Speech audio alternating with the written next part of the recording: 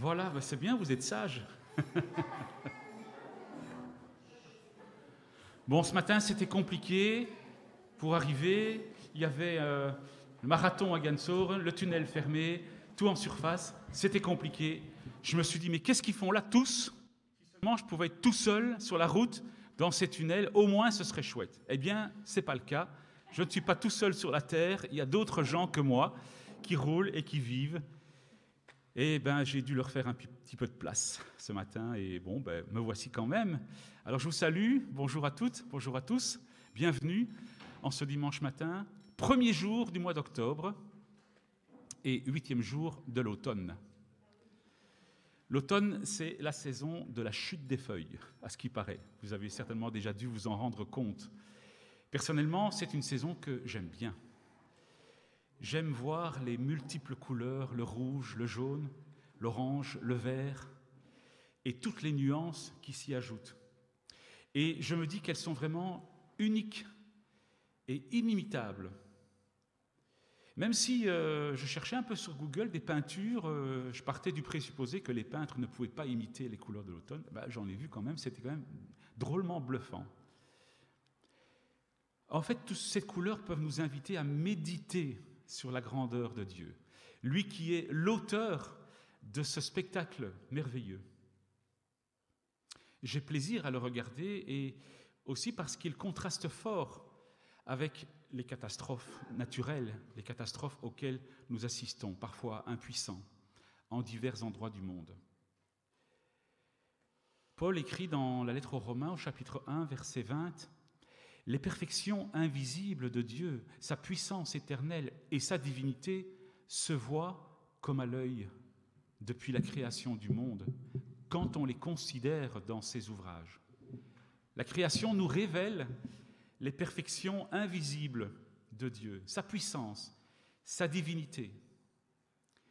Oui, le ciel, les étoiles, toutes les couleurs de la nature, le vent, le temps, le monde, la joie, les rires des enfants, tout cela, c'est lui qui en est l'auteur. Et il a tout créé avec une merveilleuse diversité. Alors je vous invite à démarrer ce culte avec la pensée que le Dieu que nous sommes venus adorer ce matin est celui qui a tout créé et qui nous a créés dans la diversité et dans la complémentarité. C'est lui à qui nous rendons gloire, la gloire et l'honneur. C'est lui que nous adorons. Je vous invite à chanter « C'était toi ».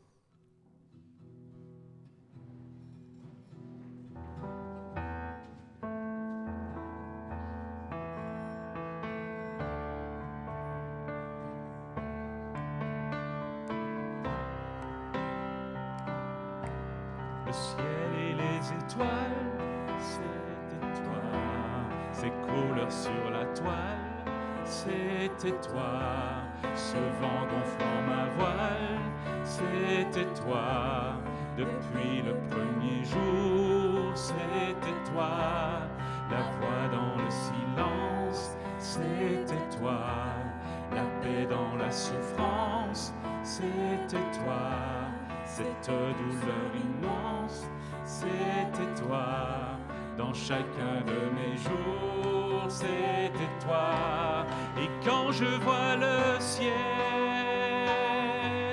les traces de tes pas, que suis-je ô Éternel,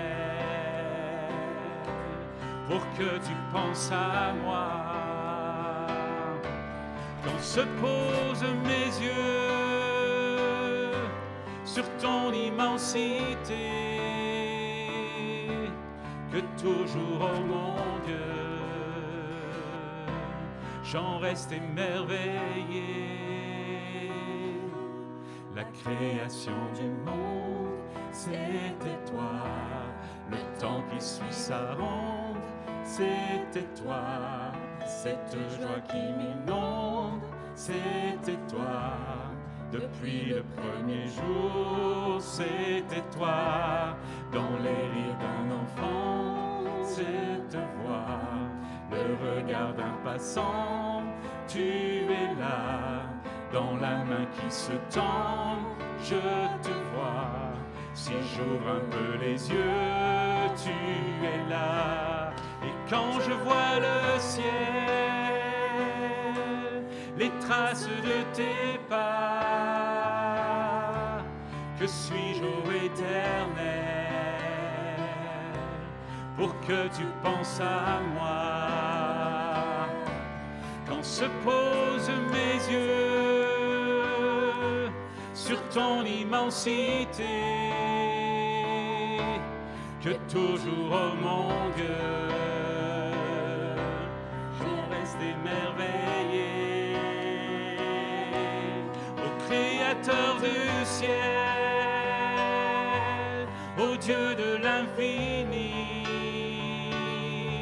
sois la gloire éternelle et le fruit de nos vies, comme nos voix, comme un cœur s'élève jusqu'à toi pour louer ta splendeur d'un si grand Dieu que toi.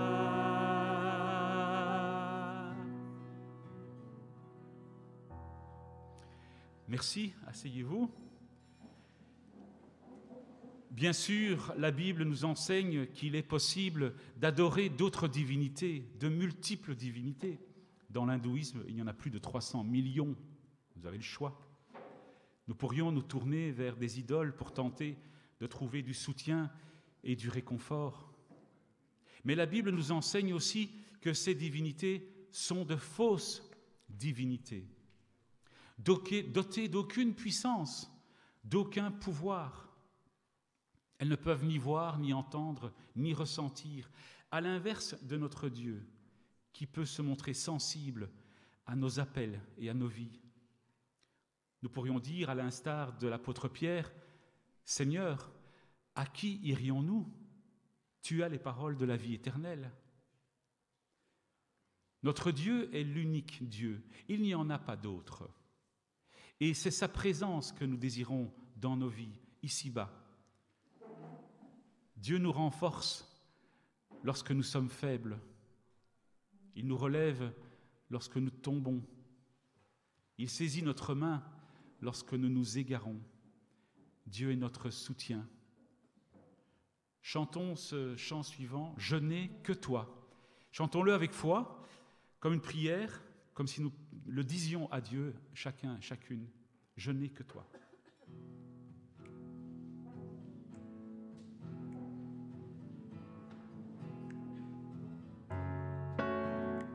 Je n'ai que toi dans le ciel, je ne désire rien d'autre que toi sur la terre. Si je suis faible, ou même si je tombe, Dieu est le soutien de mon cœur. Dieu, tu es le soutien de mon cœur, mon héritage et mon plus grand bien. Oh oui, Dieu, tu es le soutien de mon cœur. Près de toi, je me sens bien. Quand mon cœur était plein d'amertume, je cherchais la raison et je n'y voyais plus rien. Mais Dieu s'approcha pour me saisir la main. Dieu est le soutien de mon cœur. Dieu, tu es le soutien de mon cœur, mon héritage et mon plus grand bien. Oh oui, Dieu, tu es le soutien de mon cœur. Près de toi, je me sens bien. On reprend le refrain. Dieu, tu es le soutien de mon cœur, mon héritage et mon plus grand bien. Oh oui, Dieu, tu es le soutien de mon cœur. Près de toi, je me sens bien. Près de toi, je me sens bien. Merci. Je suis souvent interpellé par ce contraste qu'il y a entre l'unicité de Dieu et la grande diversité dans la création. Dieu, lui, ne varie pas. Mais l'humain et toute la création, oui. Dieu est unique, mais la création est plurielle. J'évoquais les couleurs de l'automne. La beauté réside justement dans la diversité des couleurs. C'est ce qui les rend belles. Nous pouvons remercier Dieu pour toutes ses richesses. La diversité est possible parce que Dieu lui-même s'est révélé dans la diversité. Lui qui est Père, Fils et Esprit. Nous voulons ce matin chanter la gloire de Dieu, sa majesté, son règne, son autorité. Nous voulons dire à notre Dieu qu'il est digne d'être loué, d'être adoré. Lui qui est l'unique Dieu, le souverain de nos vies. Chantons encore, digne es-tu.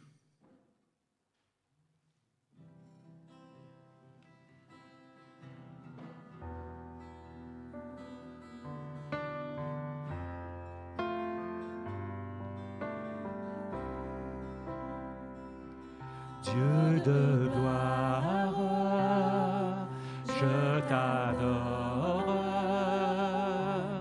ton nom s'élève en majesté de mes lèvres, je célèbre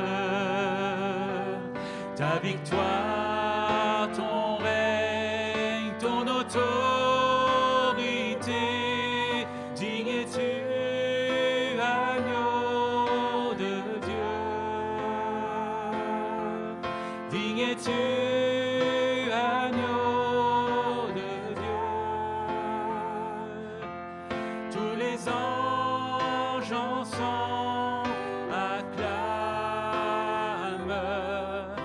Puissance de ton nom.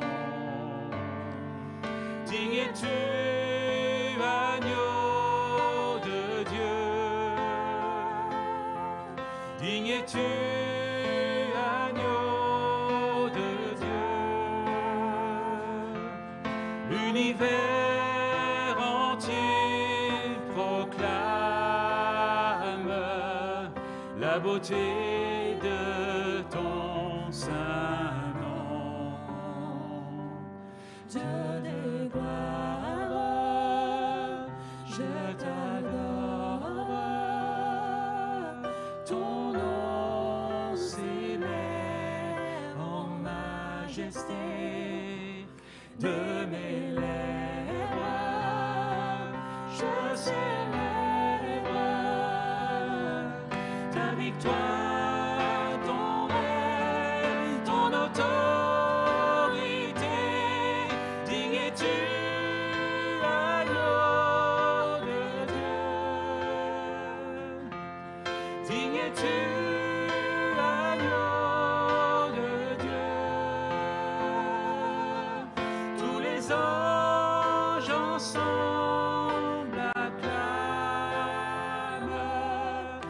Puissance de ton nom.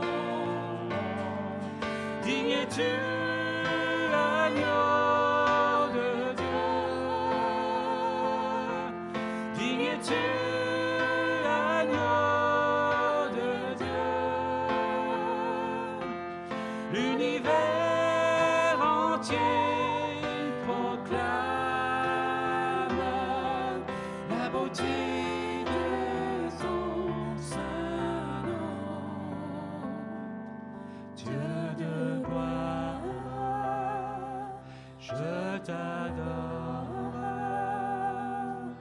Ton nom s'élève en majesté. Merci.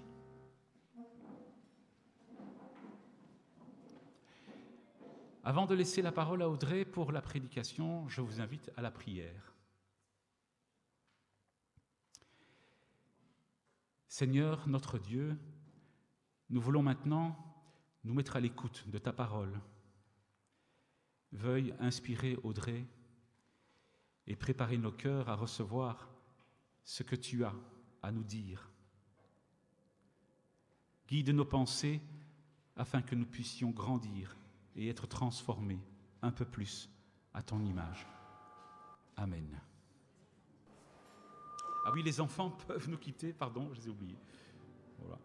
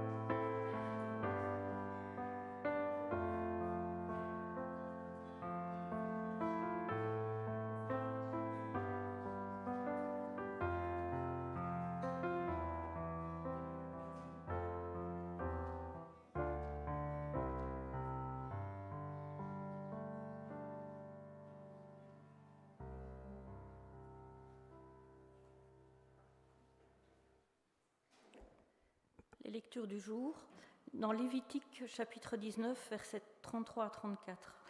Quand un immigré viendra s'installer dans ton pays, ne l'exploitez pas. Au contraire, traitez-le comme s'il était un membre de votre peuple. Tu l'aimeras comme toi-même. Rappelez-vous que vous avez aussi été immigrés en Égypte. Je suis le Seigneur votre Dieu. En Deutéronome 10, versets 17 à 19. En effet, il est le Dieu des dieux, le Seigneur des seigneurs, le Dieu grand, puissant et redoutable, qui n'avantage personne et ne se laisse pas corrompre par des cadeaux. Il prend la défense des orphelins et des veuves. Il manifeste son amour pour l'immigré installé chez vous, en lui donnant de la nourriture et des vêtements. Vous donc aussi, aimez l'immigré, car vous avez été immigrés en Égypte. En Exode 22, verset 20, « Tu n'exploiteras pas l'immigré, tu ne l'opprimeras pas. Vous avez été des immigrés en Égypte. »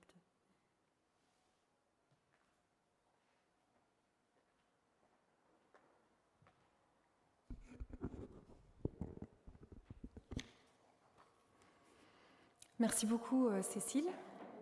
Alors aujourd'hui c'est un hors-série par rapport à Rencontrer Dieu dans le train-train. On est dans un thème tout à fait différent comme vous l'avez vu. Aimer l'étranger. Un thème sensible. La question du rapport à l'étranger est sans doute un de ces thèmes qui n'a jamais été vraiment neutre, comme vous le savez. Aujourd'hui, dire qu'on est ukrainien ou russe, ce n'est pas neutre. Comme hier, il n'était pas neutre de dire en Europe si on était allemand ou français, comme dire qu'on est belge au Congo, ou syrien ou afghan en Europe. Nous savons que les relations peuvent être compliquées d'un pays à l'autre. Et puis il y a bien sûr tout l'enjeu des migrations. Ce sont des questions, admettons-le, sous haute tension sur le plan politique et sociétal. Et nous avons chacun nos opinions, nos perceptions humaines sur ces sujets. En relisant ces textes, je réalise que nous arrivons parfois très chargés par nos idées, nos cultures, nos présupposés devant le texte biblique. Peut-être que ceux-ci en font partie. Mais la parole nous ouvre à cette thématique, non sur un plan moral ou juridique ou social ou encore politique. Essayons donc d'en faire abstraction. Elle nous interpelle sur un terrain beaucoup plus profond, celui de l'amour et de la compassion.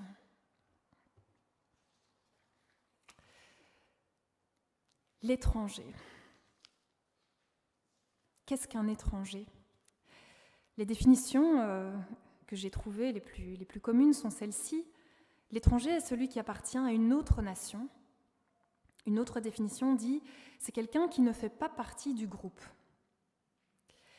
Alors j'ai déjà entendu des discours comme ça et je me disais que c'est peut-être une manière de contourner la question. Ça pourrait être de dire qu'avec la venue du Christ et l'avènement du christianisme, il n'y a plus ni juif ni grec, pour reprendre les propos de l'apôtre Paul, dans l'Église du moins. Et donc on pourrait se dire que désormais nous portons sur l'humanité entière un regard unifié, en faisant abstraction de toute nationalité, de toute différence culturelle.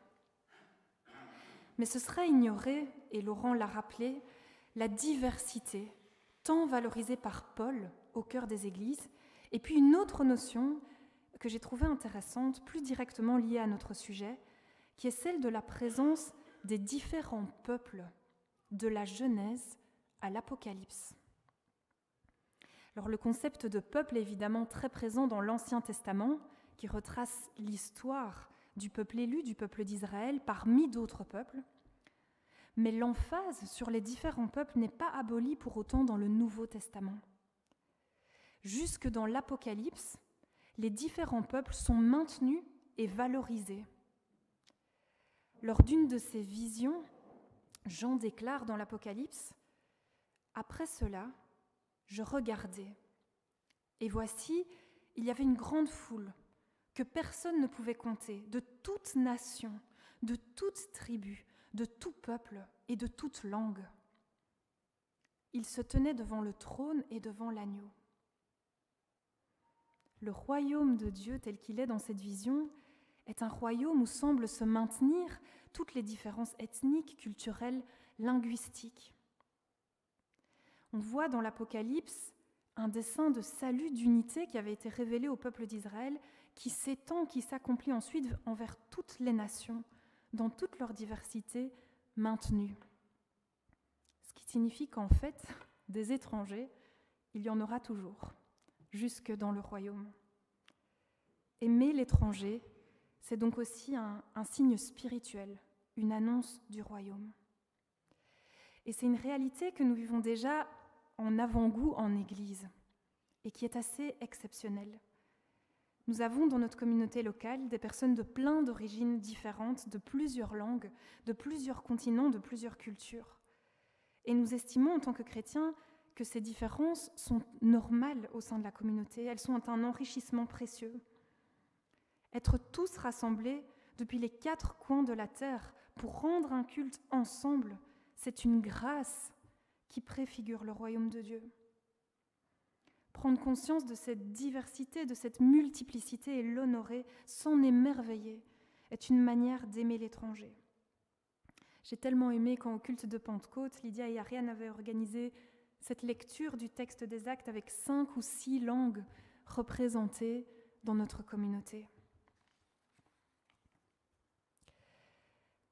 Des peuples différents, aimés par un Dieu personnel.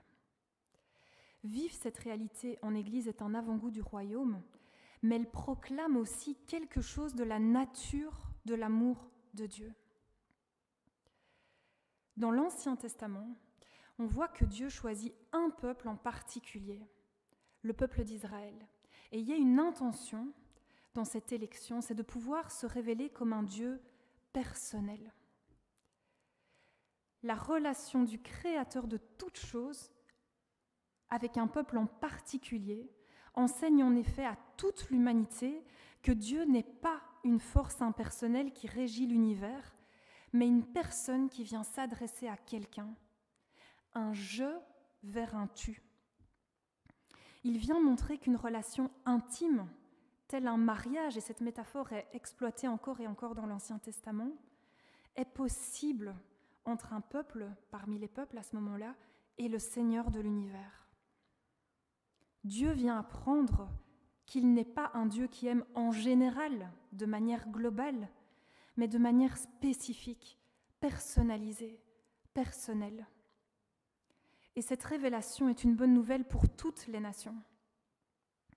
Cette révélation, cette relation entre Dieu et son peuple a pour but de bénir les autres nations, d'être une lumière, un point de repère pour tous les autres peuples de la terre. Il y a plusieurs passages très éloquents à cet égard, et je voudrais lire un verset en Ésaïe 51. « Mon peuple, sois attentif. Ma nation, prête-moi l'oreille. C'est car la loi sortira de moi, et j'établirai ma loi pour être la lumière des peuples. Ma justice est proche, mon salut va paraître, et mes bras jugeront les peuples. Les îles espéreront en moi, elles se confieront en mon bras. nous voyons que cet amour personnel et particulier est un signe destiné à s'incarner pour illuminer d'autres nations. Et donc d'autres peuples vont être également concernés par cet amour personnel. Et je voudrais encore lire un texte assez extraordinaire dans le livre d'Ésaïe. Ce jour-là, il y aura au centre de l'Égypte un autel pour le Seigneur et une pierre dressée en son honneur à la frontière du pays. Ce sera un signe attestant que le Seigneur de l'univers est présent en Égypte. Quand les Égyptiens appelleront le Seigneur au secours contre ceux qui les oppriment, il leur enverra un sauveur qui prendra leur défense et les délivrera. Alors le Seigneur se révélera aux Égyptiens. Ceux-ci le connaîtront et l'adoreront par leurs sacrifices et leurs offrandes.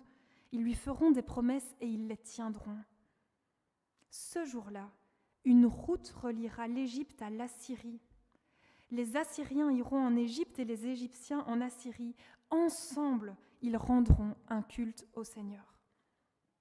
Ce jour-là, à côté de l'Égypte et de l'Assyrie, il y aura en troisième lieu Israël, et ce sera un exemple vivant de la bénédiction que Dieu apportera au monde.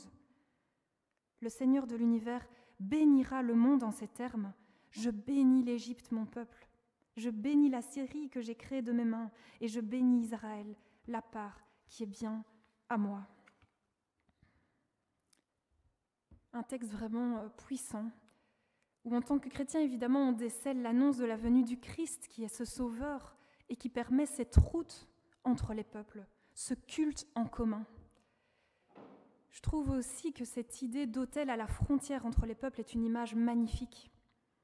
Rendre un culte à Dieu à la frontière de plusieurs pays, cultures, langues est une manière d'annoncer la bonne nouvelle. La paix de Dieu pour les peuples, la paix de Dieu entre les peuples. Après la Première Guerre mondiale, Dietrich Bonhoeffer, qui est allemand, part à New York et il y rencontre un Français, Jean Lasserre. Et au départ, il le confie dans une de ses lettres, il l'évitait parce qu'il était français. Il y avait comme ça une hostilité spontanée. Mais suite à un concours de circonstances, ils vont développer une amitié très très profonde et commencer à prêcher côte à côte, à deux, donc un Allemand et un Français. Et ça va énormément marquer les esprits, ça choquait, ça dérangeait, et en même temps ça rendait un témoignage extrêmement puissant de réconciliation. Donc ce n'est pas anodin d'être réunis autour du culte. On est appelé à veiller à cette multiculturalité dans l'Église locale parce qu'elle est un signe. Comment répondre à cet amour personnel ? La base de tout cela, c'est ce premier commandement. Tu aimeras le Seigneur ton Dieu de tout ton cœur, de toute ton âme, de toute ta force, de toute ta pensée et ton prochain comme toi-même. On n'est pas dans du politique, on est dans le plus intime de l'intime. En réponse à l'amour personnel de Dieu, l'amour que nous cherchons à vivre pour Dieu est total. Avec notre cœur, le siège de nos émotions et de notre volonté, avec notre âme, c'est-à-dire le plus existentiel, le plus profond en nous, avec notre force, c'est-à-dire l'élan de notre action, et avec notre pensée, toute notre énergie intellectuelle. Un amour personnel avec toute notre personne. Et ce type d'amour, par grâce, nous allons le découvrir par le regard de Dieu pour nous-mêmes. Et nous voulons apprendre, et c'est là que ça devient peut-être plus difficile, à le vivre de manière personnelle à l'égard de chaque personne sur notre route. Réfléchir à ça nous rappelle que notre amour chrétien n'est pas destiné à être général, à être global. Il est appelé à être personnalisé. D'abord pour mon prochain. Mon prochain, c'est qui ? C'est celui qui est proche de moi d'abord. Et si la loi s'arrêtait là, on pourrait se dire qu'on doit aimer nos proches, et ça c'est relativement facile, enfin presque toujours facile. Elias Canetti, un grand penseur du XXe siècle, dit que ce que l'être humain redoute le plus, c'est le contact de l'inconnu. On aime naturellement, spontanément ce que l'on connaît. On a, dit-il, une pulsion de l'homogénéité. On est poussé vers ce qui nous ressemble, vers ce que nous connaissons déjà. Et cette pulsion d'homogénéité nous conduit à ne fréquenter souvent que des gens qui nous ressemblent, à nous intéresser à ce que nous connaissons déjà, à nous abonner à des réseaux sociaux qui relayent nos opinions. Et on se crée donc autour de nous, comme il dit, une bulle homogénéisante. Nous multiplions les prochains parce que le différent nous terrorise. Jésus-Christ le dit aussi. Aimer notre prochain, c'est notre devoir à chacun. Mais voici ce qu'il déclare. Si vous aimez ceux qui vous aiment, quelle récompense méritez-vous ? Les publicains aussi n'agissent-ils pas de même ? Et si vous saluez seulement vos frères, que faites-vous d'extraordinaire ?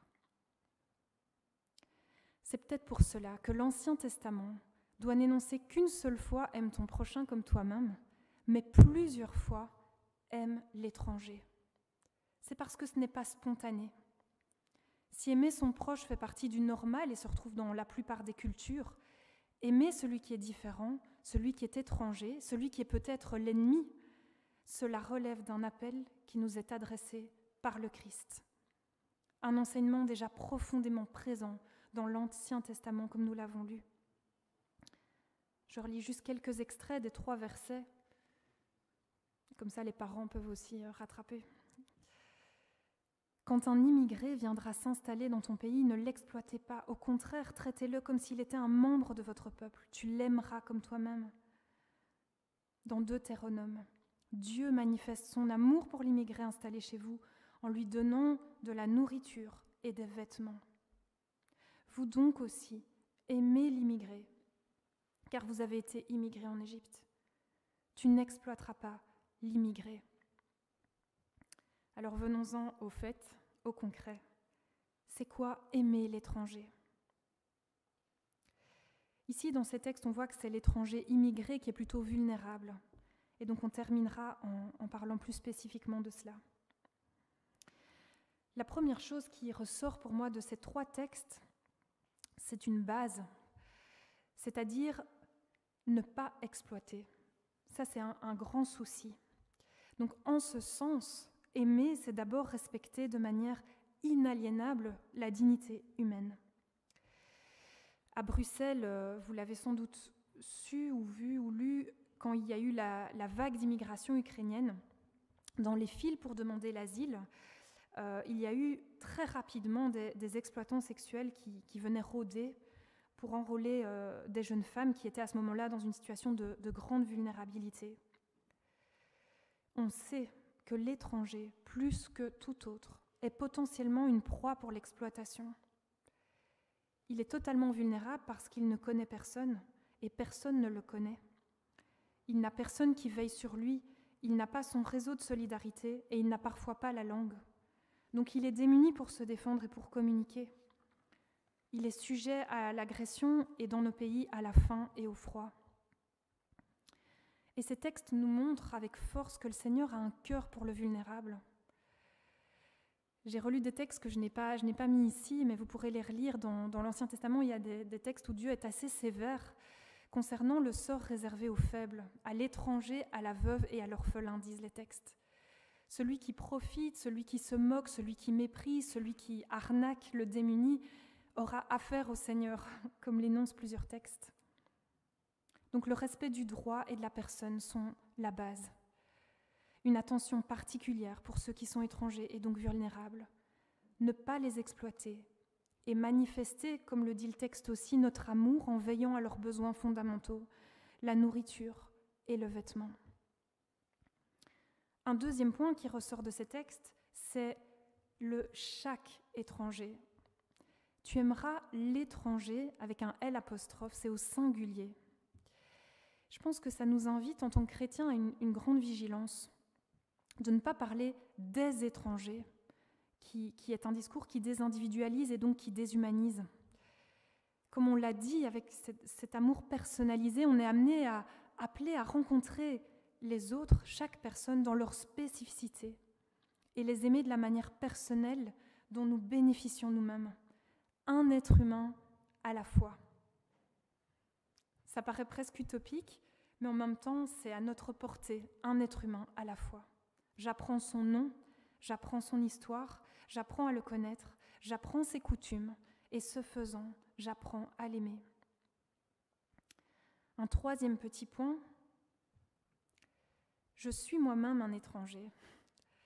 La pédagogie de Dieu pour nous apprendre ce type d'amour, c'est de nous rappeler que nous sommes nous-mêmes des étrangers.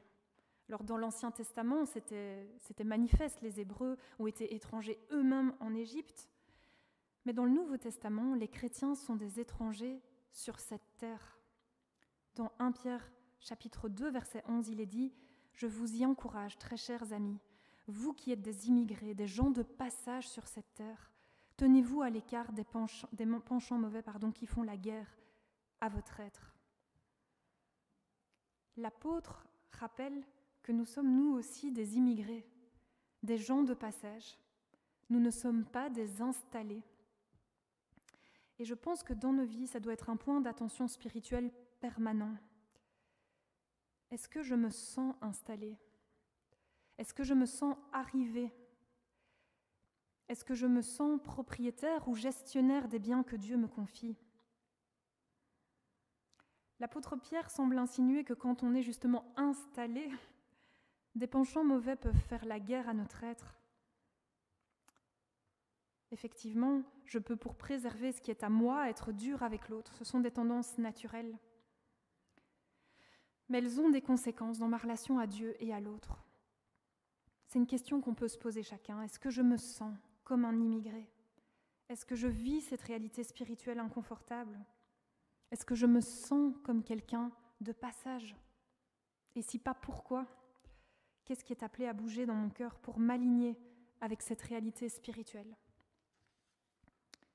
Et enfin, pour terminer, dernier point, la pratique de l'hospitalité. Quand on se sent de passage, on se sent solidaire du passant. Et l'élan qui jaillit de cette conscience spirituelle, c'est l'hospitalité. L'hospitalité, c'est tendre la main à l'autre, à celui qui n'appartient pas à ma famille, à mon clan. Une réalité à toujours garder en tête à l'Église. Les portes de l'Église sont toujours ouvertes. Et il y a un verset très bousculant par rapport à cette question de l'hospitalité. Je pense que le Seigneur nous connaît et il sait que c'est difficile d'accueillir l'autre, d'accueillir celui qui est différent, d'accueillir celui qui n'appartient pas au groupe. En Hébreux 13, verset 2, « N'oubliez pas l'hospitalité, car en l'exerçant, quelques-uns ont logé des anges sans le savoir. » Et je voudrais pour terminer, sans doute que l'hospitalité, c'est un petit peu ce point culminant de cet amour de l'étranger. Je voudrais terminer par un extrait de prière, de texte plutôt, que j'ai trouvé dans un livre qui était inspiré de ce verset. Ça m'a beaucoup travaillé et touché. Je laisse bien sûr cette prière à votre discernement personnel et je terminerai par là. Seigneur, j'ai l'impression qu'avec l'hospitalité, je risque de tout perdre.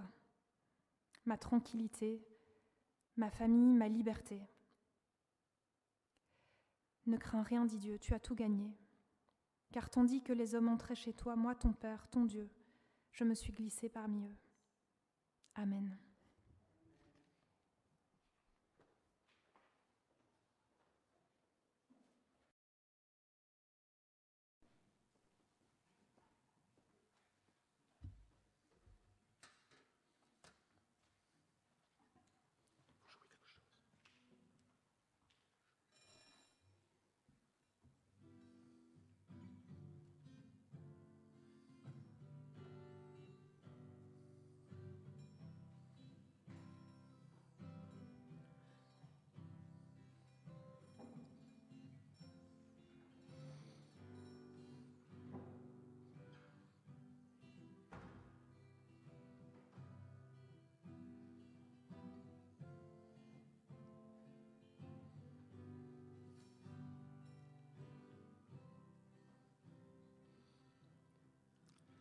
Merci Audrey pour ce message, pour cette réflexion.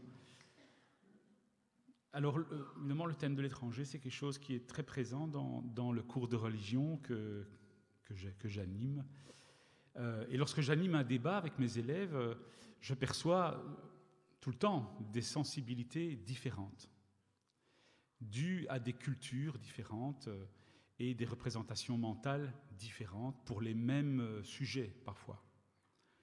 Je dois souvent faire un effort intellectuel pour essayer, sans toujours y parvenir, j'avoue, de me mettre dans leurs souliers ou dans leur boîte crânienne pour tenter, pour espérer pouvoir entrer dans leur système de pensée et peut-être favoriser la rencontre dans le dialogue. Alors je comprends mieux la parole de Paul qui dit dans Romains 12, verset 2, « Ne vous conformez pas aux habitudes de ce monde, mais laissez Dieu vous transformer et vous donner une intelligence nouvelle. Vous discernerez alors ce que Dieu veut, ce qui est bien, ce qui lui est agréable et ce qui est parfait. » Oui, parce que notre quotidien nous confronte à ce que ce verset appelle les habitudes de ce monde. Nous sommes facilement contaminés et peut-être parfois nous n'adoptons pas les attitudes que le Seigneur attend de nous. Alors avant qu'Audrey ne parle, je priais que Dieu nous prépare nos cœurs à recevoir sa parole afin que nous soyons un peu plus transformés à son image. Mais maintenant, après qu'Audrey ait parlé, je propose de demander au Seigneur qu'il change notre cœur, qu'il le façonne, qu'il nous façonne à sa ressemblance, comme le potier façonne l'argile. Je vous invite à le faire par un chant dont le titre est « Change mon cœur, Seigneur ».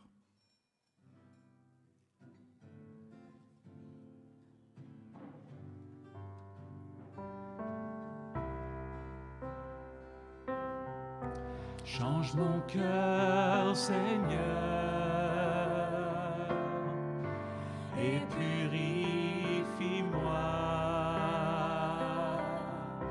Change mon cœur, Seigneur, que je sois comme toi. Jésus, tu es le potier, je suis l'argile. Brise-moi, façonne-moi, oui, c'est mon désir.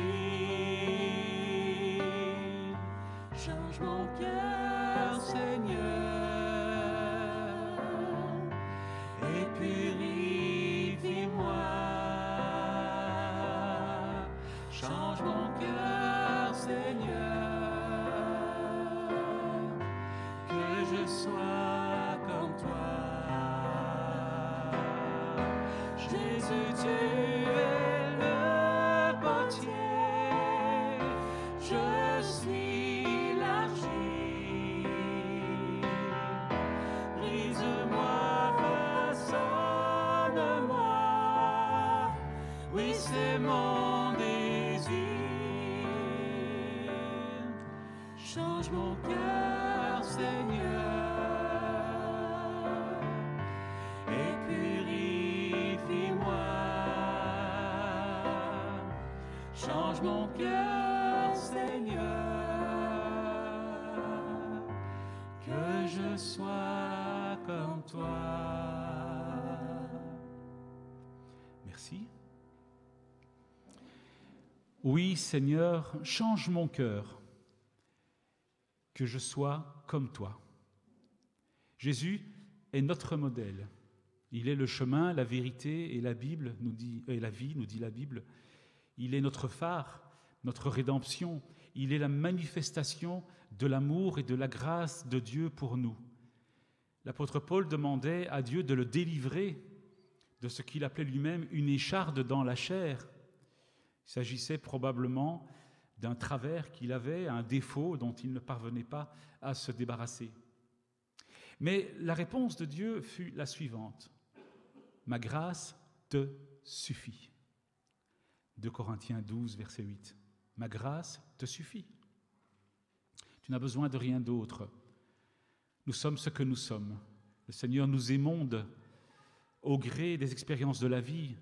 Il nous façonne, il nous transforme, il nous soutient, nous corrige aussi parfois. Tout cela, il le fait par pure grâce. Par la grâce de Dieu, les chaînes qui nous tenaient prisonniers de ces habitudes, des habitudes de ce monde, ces chaînes sont désormais retirées et nous en sommes libérés. Alors je vous invite à porter cette pensée dans votre cœur en chantant le chant suivant, « Grâce infinie ». Pensez que cette grâce est infinie, sans limite.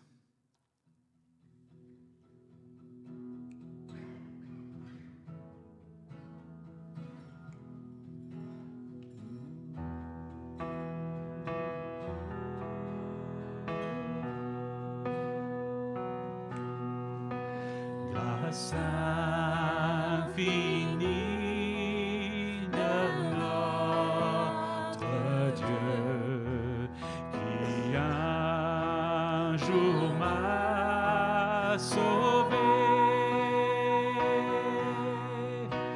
J'allais errant de lieu en lieu, quand il m'a retrouvé.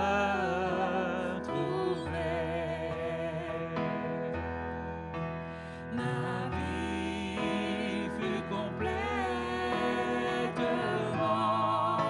changée. Alors qu'en lui j'ai cru,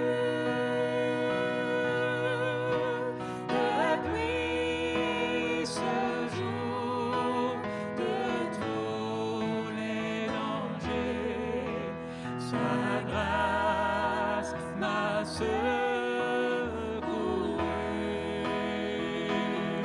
Mes chaînes enfin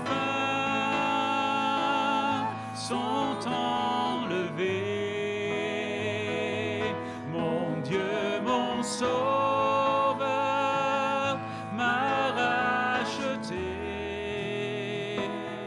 de son pardon. Il m'envahit, amour divin, grâce infinie. Dans mes épreuves et mes labeurs, toujours suffit sa grâce. Je peux compter sur sa faveur à chaque instant qui passe. Mes chaînes enfin sont enlevées. Mon Dieu, mon Sauveur, m'a racheté de son pardon. Il m'envahit, amour divin, grâce infinie. Quand nous aurons pendant 1000 ans célébré ses louanges, nous pourrons comme au commencement lui offrir nos hommages, lui offrir nos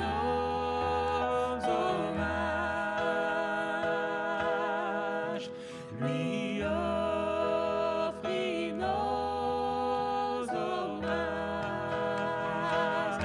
Les chaînes enfin sont enlevées.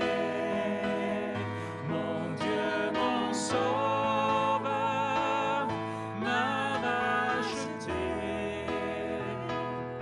de son pardon. Il m'envahit, amour divin, chaînes enfin, mes chaînes enfin sont enlevées. Mon Dieu, mon Sauveur m'a racheté de son pardon. Il m'envahit, amour divin, grâce infinie.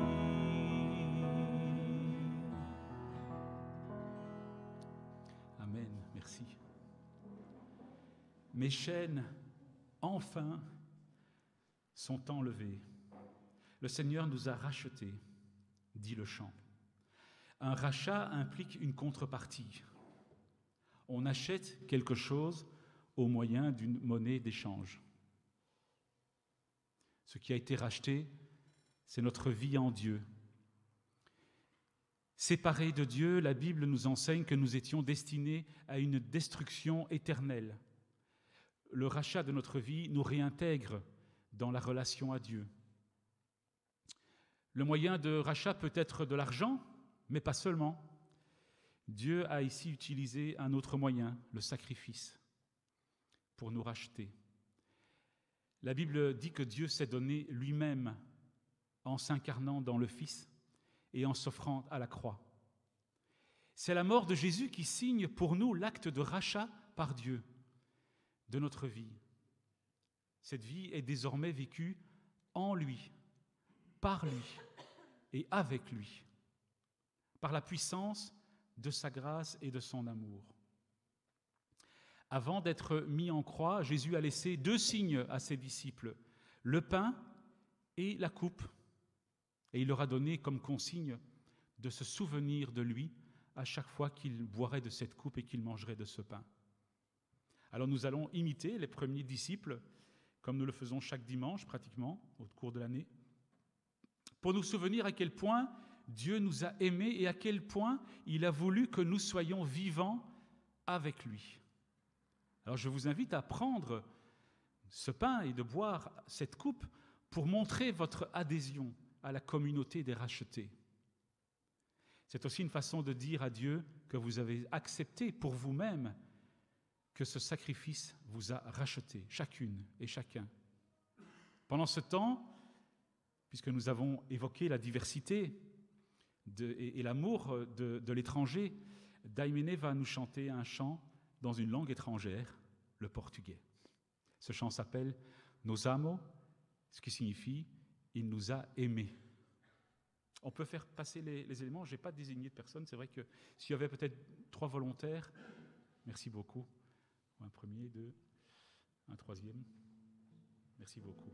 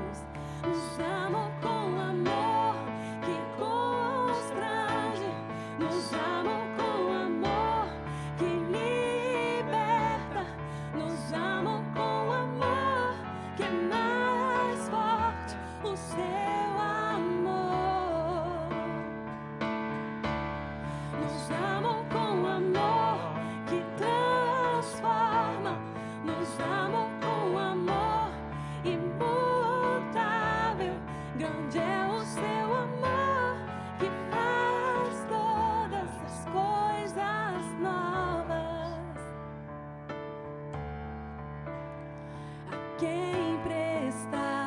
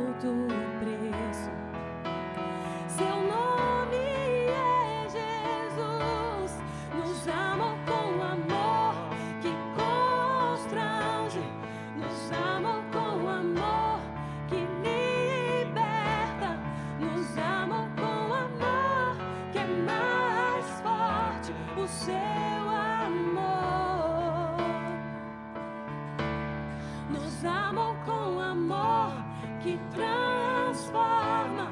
Nos amou com amor imutável. Grande é o seu amor que faz todas as coisas novas. Não iremos calar o louvor que puseste em nós. Sabemos quem és, sabemos quem és. Iremos confiar todo o nosso ser e caminhar. Sabemos quem és, sabemos quem és. Nos amou com amor que constrange. Nos amou com amor que liberta. Nos amou com amor que é mais forte o seu amor. Oh, nos amou com amor que transforma. Nos amou com amor imutável. Grande é o seu amor que faz todas as coisas novas. Não iremos calar o louvor que puseste em nós. Sabemos quem és, sabemos quem és. Iremos confiar todo o nosso ser e caminhar. Sabemos quem és, sabemos quem és. On sait qui tu es,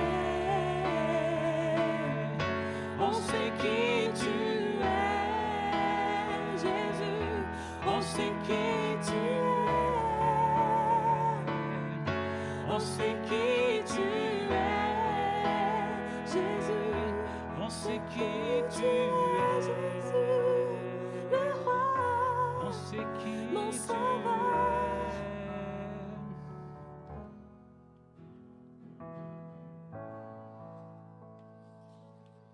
Eh ben, c'est chouette. C'est une belle langue, le portugais. Est-ce qu'il y a des annonces, sans transition? Quelques annonces ce matin concernant la vie de la communauté. Un petit rappel concernant l'annonce pour Surf the City. Nat, je ne sais pas si tu veux rapidement dire un petit mot.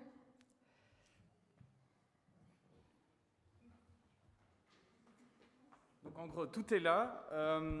C'est en fait une belle opportunité pour pouvoir aider les personnes qui vivent dans la rue. Et comme on le disait la fois dernière, il y a quand même pas mal de personnes, malheureusement, qui sont dans la rue et qui vont devoir traverser l'hiver dans la rue. Avec Surf the City, on fait une collecte de kits hiver. Et ce qui est assez incroyable, et c'est ça qui est intéressant aussi dans cette collecte, c'est qu'il y a une fondation qui encourage le don. Comment? Pour chaque kit hiver récolté, ils font un don à l'association de 30 €. Et on peut aller jusqu'à 2000 kits hiver récoltés, ça veut dire qu'on peut aller jusqu'à 60 000 € de dons de la fondation à l'association. Donc, c'est le moment, d'une certaine manière, de faire une différence à travers cette belle action, tout simplement parce que déjà, des personnes en ont besoin et chaque hiver, les associations sont en manque de kits hiver. Et puis aussi le fait qu'on a une fondation qui veut soutenir en fait cette mobilisation nous encourage en fait à nous mobiliser. Donc plus pratiquement, vous pouvez soit pour le 5 novembre amener votre kit hiver avec les choses qui sont mentionnées ici, soit vous pouvez aller sur la page internet et faire un don sur la campagne kit hiver qui est présente sur le site internet. Voilà. Merci.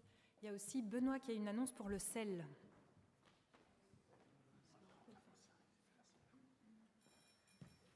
Bonjour à chacun. C'est vrai que quand je suis ici devant, c'est souvent pour le sel. Je pense que la plupart d'entre vous connaissent le CEL, ici en Belgique, une ASBL qui s'occupe de programmes de parrainage d'enfants et de développement dans les pays essentiellement africains, aussi en Inde.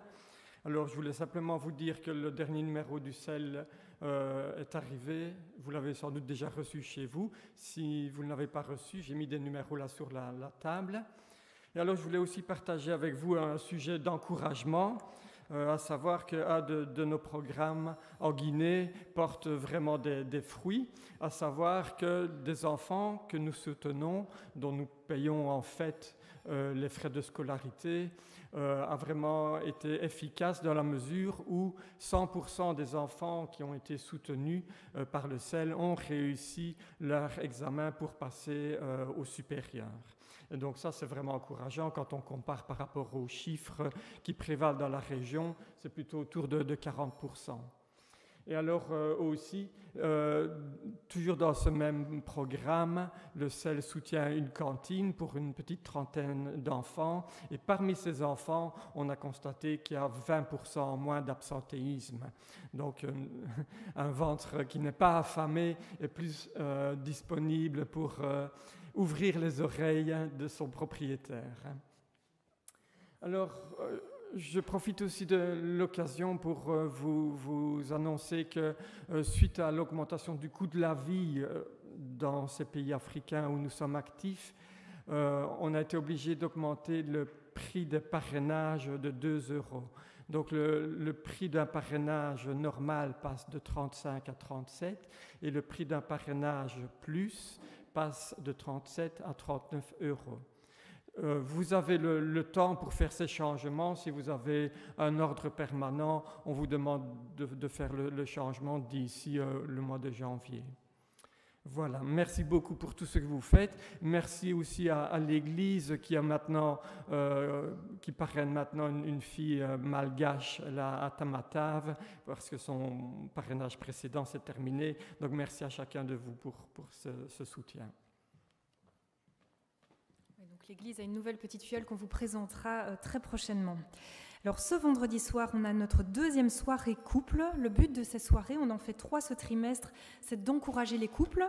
Si vous avez envie de vous joindre à nous, s'il vous plaît, Lydia demande de s'inscrire pour qu'on puisse s'organiser pour les côtés logistiques. On a une sortie Stock and Fun, donc c'est les activités plutôt récréatives de la communauté, le 8 octobre. Donc déjà dimanche prochain. Et alors, il y a encore une petite annonce pratique, c'est qu'on est à court de biscuits. Donc si vous avez des boîtes de biscuits à la maison, n'hésitez pas à en ramener pour qu'on puisse en avoir un avec notre café après le culte. Alors, on a Pierre, Caroline, Léo et Lydia qui étaient hier donc à l'AG de l'Association Baptiste à Mulhouse. Voilà une petite photo. On peut penser à eux dans ce sens. Vous avez aussi la feuille qui récapitule toutes les annonces à l'arrière de la salle. Merci beaucoup. Merci. Nous parlions de l'amour de Dieu pour les étrangers, mais au fond, l'amour de Dieu pour nous est le modèle que nous suivons pour notre amour pour les autres. L'étranger représente encore plus cet autre en ce qu'il est éloigné de nous, de par sa culture, sa religion peut-être, ses valeurs, ses principes et tant d'autres choses. Mais dans le Christ, nous suivons tous le même chemin. Nous regardons toutes et tous vers la croix. Il n'y a plus ni juif ni grec. En Christ, nous ne sommes pas étrangers les uns pour les autres, car nous appartenons à la même famille, la famille de Dieu. C'est Jésus que nous suivons, car il est mort pour nous et que nous visons par lui. Le chant que nous allons chanter maintenant dit en son refrain « Car tu es mort pour moi, moi je vivrai pour toi. Tu t'es offert sans rien garder. Tu as souffert pour me sauver. Jésus, je te suivrai. Je t'aimerai plus que la vie. Je te suivrai malgré le prix. Jésus, je te suivrai. » Chantons ce dernier chant et en écho à l'offrande que Dieu fait pour nous, je vous invite à déposer dans les paniers qui vont circuler, merci à ceux qui voudront bien se lever pour ça, de déposer l'offrande que vous avez convenu de déposer aujourd'hui. Chantons « Jésus, je te suivrai ». C'est un chant dynamique.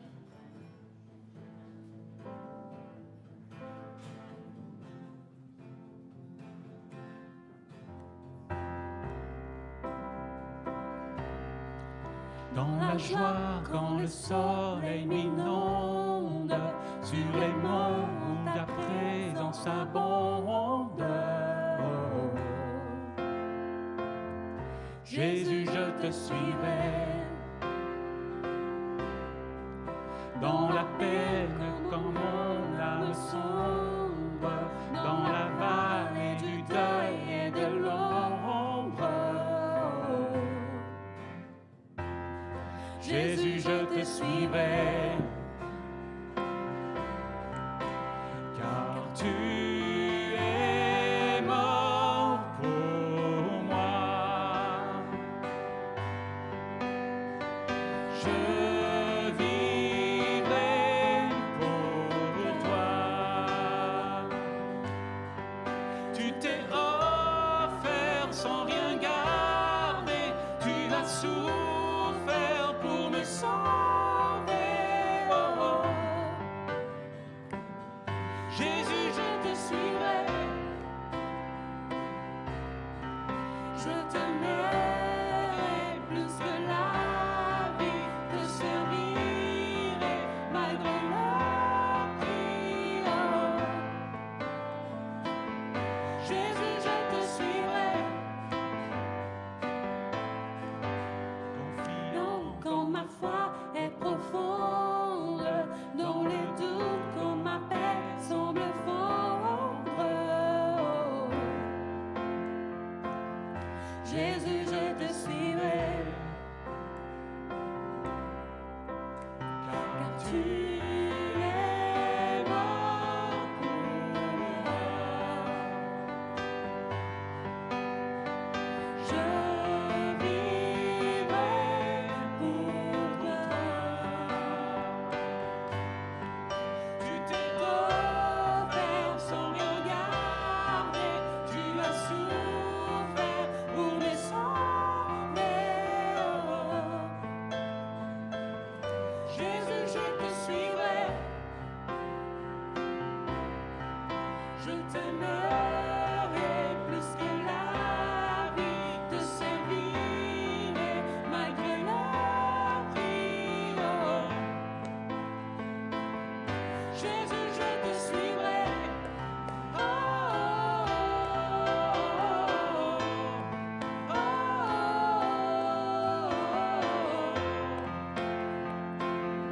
Jésus, je te suivrai. Oh, oh, oh.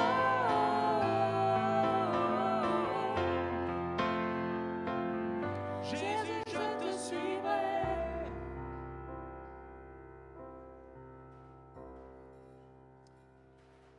Merci. Je vous souhaite un bon dimanche, une bonne semaine, que Dieu vous accompagne tout au long de cette semaine. On va reprendre le chant en portugais, mais prenez un café, n'hésitez pas, on va le faire pour le plaisir. Voilà.